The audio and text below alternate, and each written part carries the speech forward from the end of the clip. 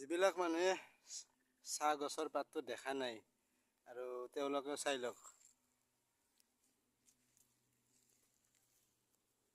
একদম ধুনীয়াকৈ দেখা পাইছে নহয় এনেকুৱা।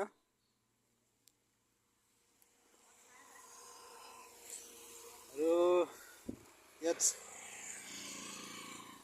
মানে চাৰিওফালে চাহ গছেই আছে ইয়াতে।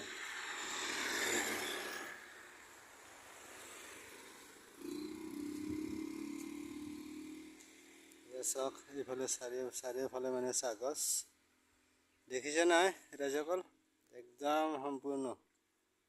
আৰু এই পকা ৰাস্তা, আৰু মানে এতিয়া মই এনেকৈ যাম, এই ৰাস্তাৰে গৈ থাকিম।